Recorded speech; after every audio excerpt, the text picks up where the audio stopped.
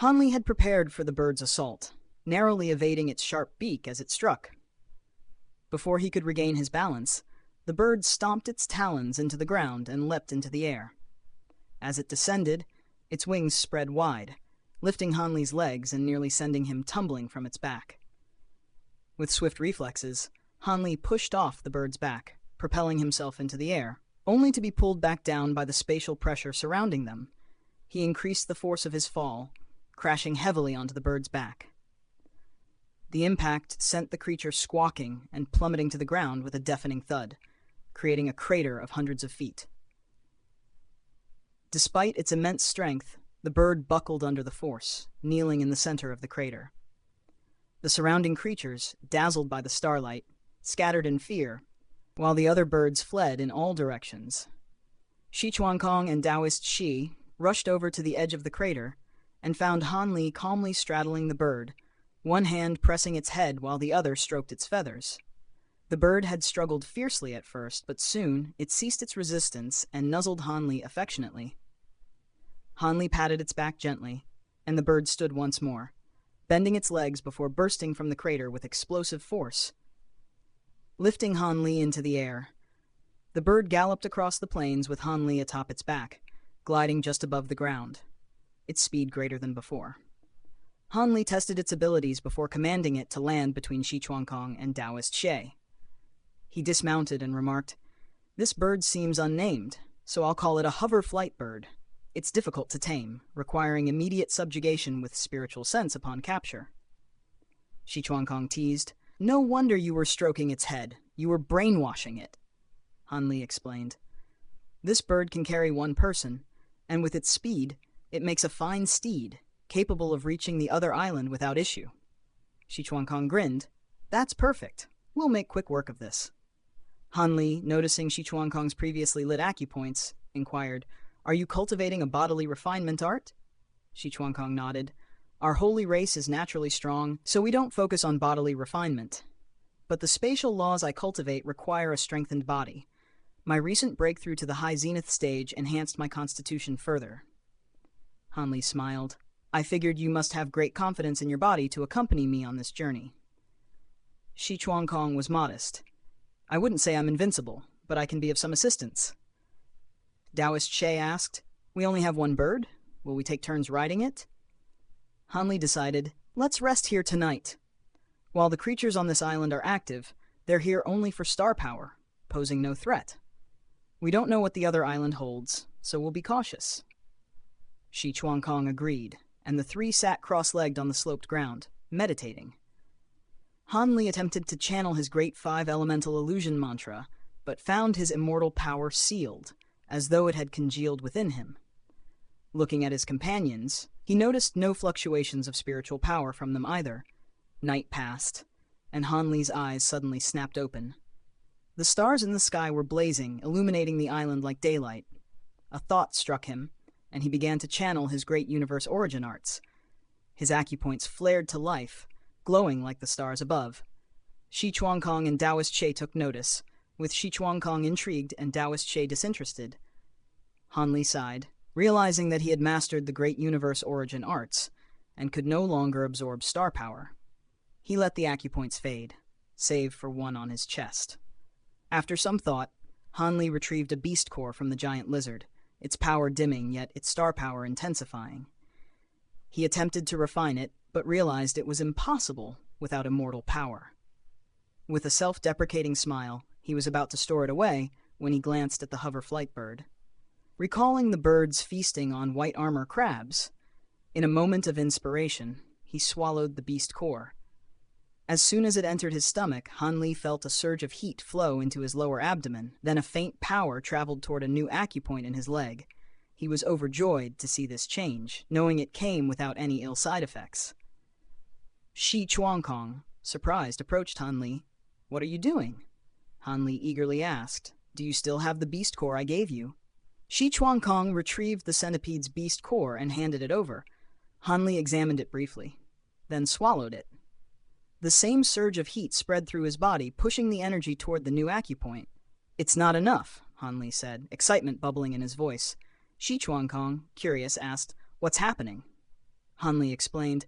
These beast cores contain star power that can open acupoints. We can't refine them, but we can absorb their star power by eating them. Shi Chuangkong's eyes lit up. Is that true? Hanli nodded. These creatures are here to absorb star power. Capture one, harvest its beast core, and you'll see for yourself. Shi Chuangkong hurried off and returned with a 10-foot scaled feline. He cracked its head open and retrieved a tiny beast core. These small ones have tiny cores, while the larger ones are faster and rarer.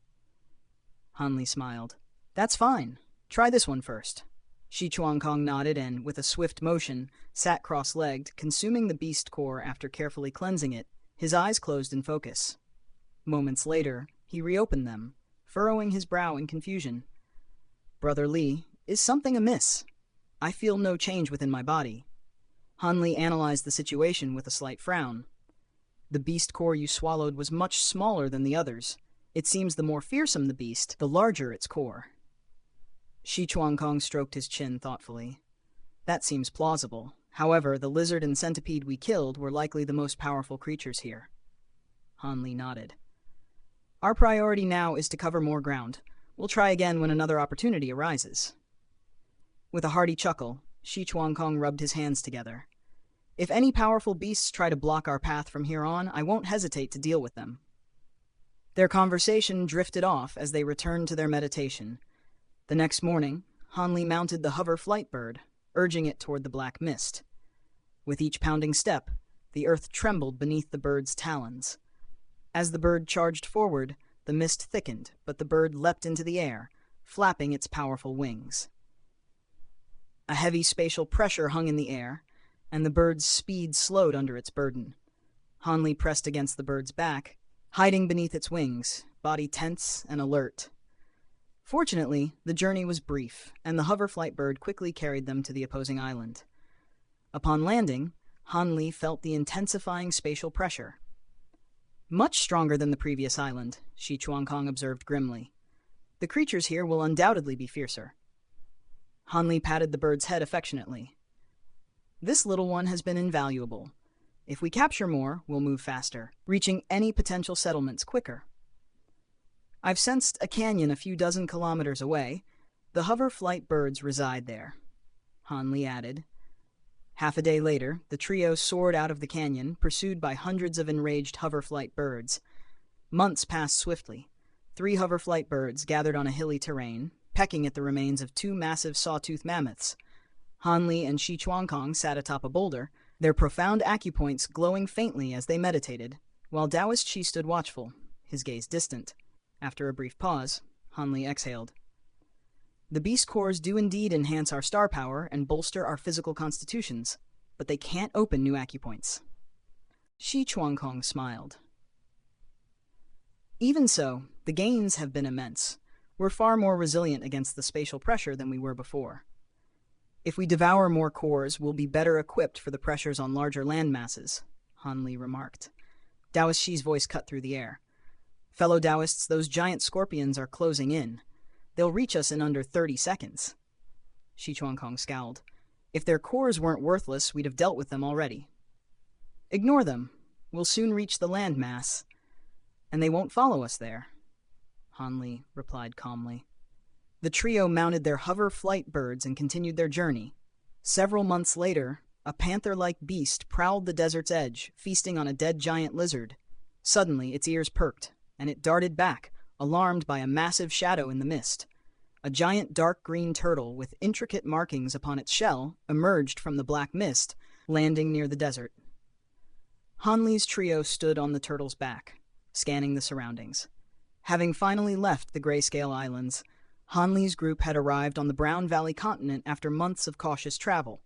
Despite their best efforts to avoid combat, they had been attacked over 100 times. The trio had fought off 2 particularly brutal battles, one with a pair of giant armadillo-like creatures, and another with an enormous earthworm.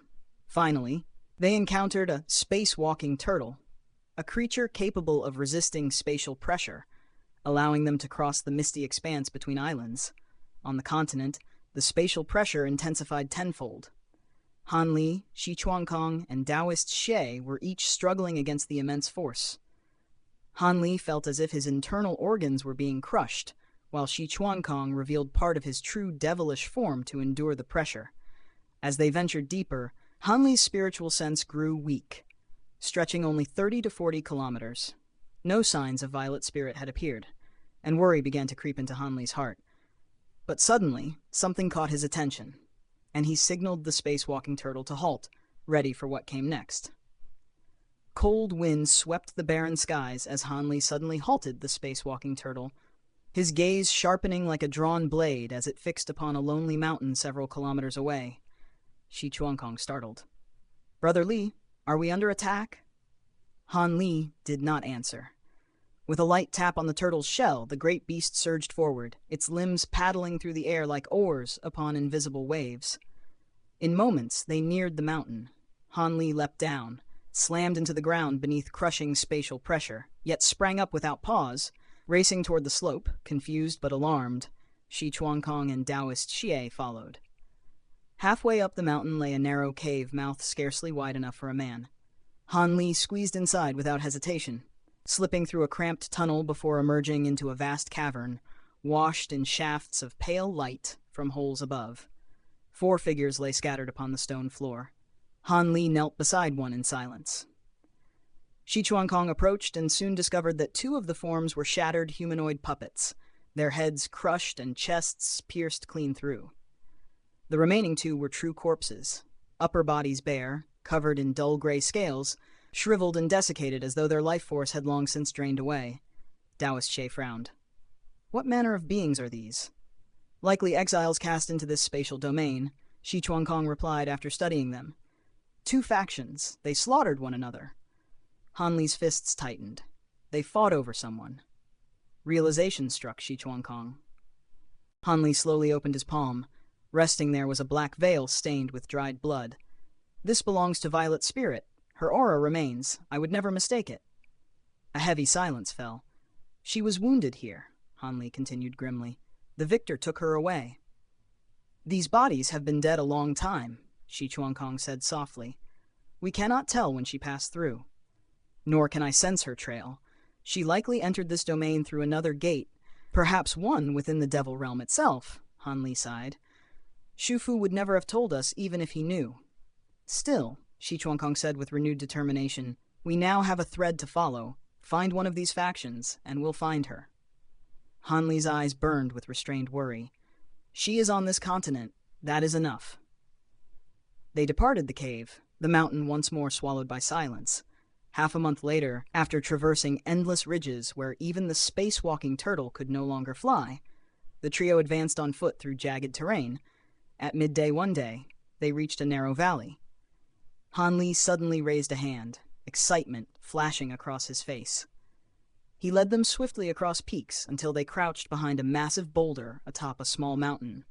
Gazing into a distant call where earth-shaking combat raged, there stood a monstrous tiger-like beast over 300 feet long, its body plated in dark metallic scales, legs thick as ancient pillars, claws like reaping scythes. 9 massive black bone spikes jutted from its back, like spears of doom. Surrounding it were 7 or 8 towering men with coarse dark skin and bulging muscles, clad in crude bone armor, wielding jagged bone weapons.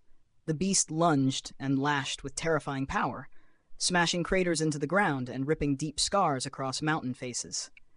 Yet the armored warriors blurred like phantoms, light flickering across their bodies. Han Li's eyes narrowed. Those lights were profound acupoints, more than 10 on each man, while their leader bore 50 or 60, arranged with terrifying precision, nearly half concentrated along his right arm. "Exiled fugitives," Shi Chuankong whispered excitedly. "We finally found them." "Observe first," Han Li said calmly. "Those cast here are rarely righteous." The warriors circled relentlessly, slashing whenever openings appeared. Their crude bone blades sliced even through the beast's scales, carving long, bleeding wounds. Soon the monster's body ran red, its movements slowing, breath coming in ragged heaves.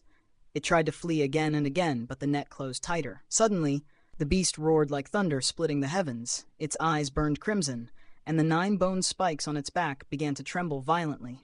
"It's unleashing its final move," one warrior shouted. Their leader surged forward like a charging comet, raising his massive bone sword and cleaving down upon the beast's shoulder. A gash dozens of feet long tore open in an instant. Blood erupted like a crimson waterfall.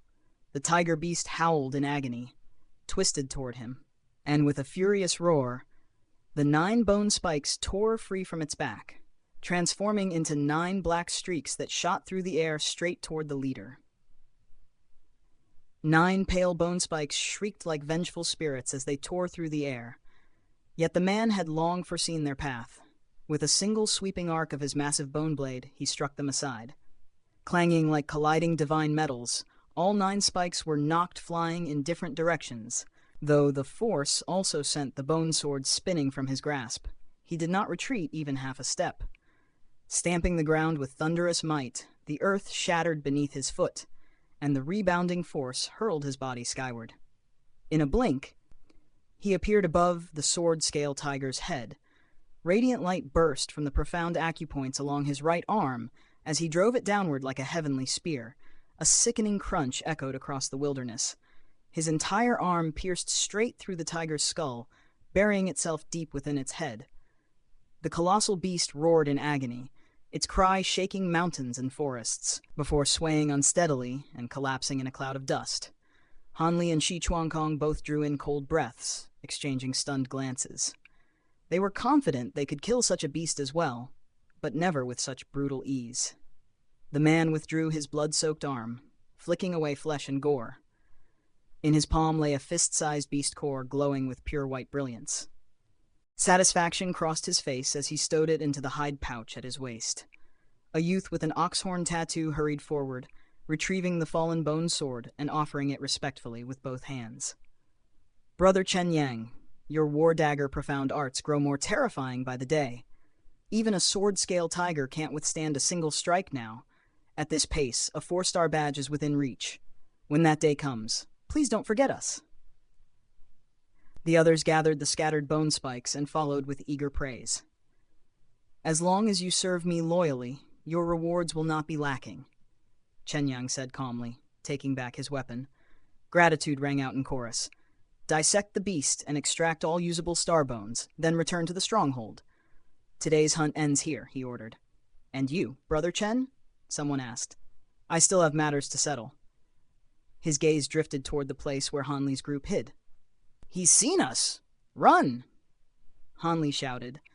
The 3 figures shot away like startled birds, racing toward the distant mountain range, hoping the tangled terrain would slow their pursuer. Chenyang snorted coldly and vanished in a blur, leaving his men staring in confusion before obediently carving up the corpse and collecting 4 faintly glowing bones along with the spikes. Within the mountains, Hanli's trio leapt across cliffs and ravines with ghost-like agility, yet Chenyang closed the distance like a hunting hawk. In mere moments, only a few kilometers separated them. "We won't escape," Hanli said calmly. He and Shi Chuankong exchanged a look and abruptly stopped in a clearing. A gray blur swept in and solidified into Chenyang, his lips curled in mockery. "Why stop? Run some more." "We meant no offense," Hanli said with a cupped fist salute. "We merely heard the battle and came to observe." "Puppet City trash! At least hide that puppet before lying to me." Chenyang sneered, eyes flicking to Daoist She. He lunged forward, grasping with his right hand. The air within hundreds of feet roared and twisted, condensing into roaring white currents that fused into a colossal hand over 100 feet wide, crashing down from above. Forced to respond, all 36 of Hanli's profound acupoints blazed as he punched upward. Shi Chuankong slashed with his black saber, releasing a shrieking blade projection. Boom, boom! A massive hole and a deep gash tore through the giant hand, blowing most of it apart. Yet a remnant survived, snatching Daoist She and whipping back to Chenyang like lightning. Surprise flickered across Chenyang's face at Daoist She's lack of resistance. At that instant, Hanli charged in, fist smashing toward Chenyang's chest, while Shi Chuankong flashed to the side, saber cutting down like a falling star. Chenyang remained unmoved. His arms lashed out like twin thunderbolts, left hand meeting Hanli's fists, right arm sweeping toward the saber. A deafening crash erupted. Searing pain exploded through Hanli's hands as if his bones were shattering, and he was blasted backward like a fired projectile. Light flared along Chenyang's right arm, turning it into a divine weapon. With a faint crack, Shi Chuangkong's treasured black saber snapped clean in two. Shock filled Shi Chuangkong's eyes, such a weapon broken like brittle wood. The unstoppable arm continued its arc toward his chest. With a roar, Shi Chuangkong stomped back, silver profound acupoints igniting across his torso as a spiked true extreme film enveloped him like armored light. Chenyang smashed straight through it.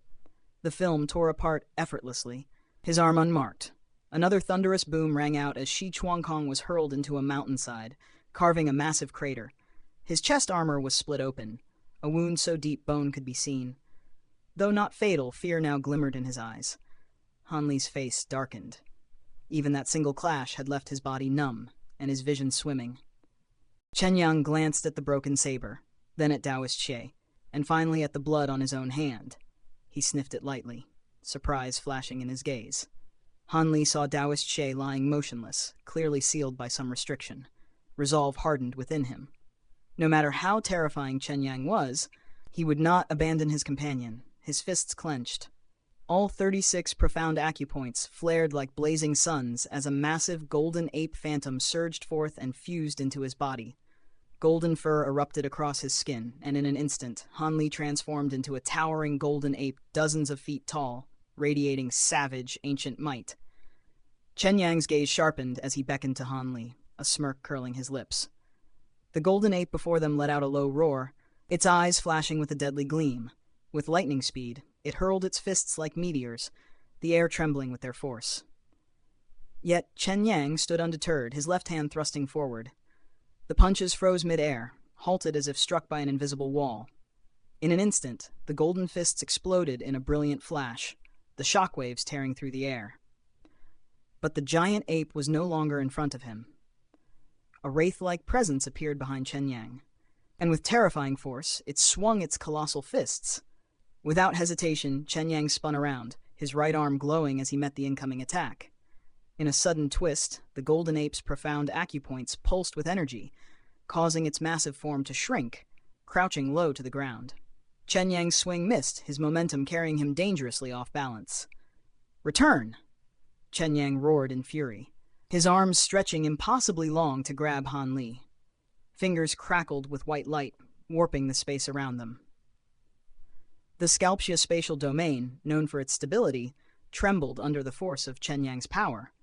Han Li, however, was quick to react, summoning his true extreme film to shield himself, but it was no match for the pressure and was torn apart effortlessly.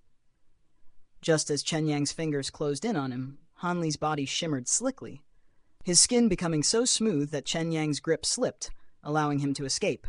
Han Li shot hundreds of feet away, his expression pale, returning to his human form. "Are you well, fellow Taoist Li?" Shi Chuangkong called out, approaching with concern. Han Li, though injured, was not defeated. Blood seeped from a deep gash across his waist, but he brushed it off. "I'm fine," he responded, his breath steadying as the injury threatened to worsen. Chenyang, unfazed, observed them both, a curious expression on his face. "You two are outsiders, aren't you?" he inquired, his acupoints receding into his skin. Han Li, cautious yet composed, nodded. "We were cast into the Scalptia spatial domain by the Night Sun Empire. Who are you, and why did you attack us?" "My mistake," Chenyang said with a grin. "I mistook you for enemies from Puppet City, a common misconception around here. But if you are new, we are not foes." Han Li and Shi Chuangkong exchanged wary glances but remained silent. Chenyang's expression softened, his demeanor shifting to friendly. "I am Chenyang. May I ask your names, fellow Taoists?" "Li Feiyu," Han Li introduced, his voice cool and reserved. "Shi Kong," said Shi Chuangkong, adopting an alias for safety. "Pleasure to meet you both," Chenyang said warmly, the tension lifting slightly. Curiosity sparked in Han Li's eyes as he asked, "What is this puppet city you speak of?" "It's a long tale," Chenyang replied, smiling. "To summarize, there are two major forces here in Scalptia. We hail from Profound City, home to cultivators of bodily refinement. Puppet City, on the other hand, is where puppeteers reign." "Fascinating," Han Li muttered, nodding thoughtfully. Chenyang's grin deepened. "We're all striving for survival here. The domain doesn't allow spiritual or devilish energies, so we rely on bodily refinement or puppetry to defend against the beasts. Profound City is full of cultivators dedicated to bodily strength, while Puppet City specializes in puppets. Han Li's heart stirred at the prospect of joining either city, but he remained stoic. "So, what about Profound City?" Shi Chuankong asked, his voice tinged with interest.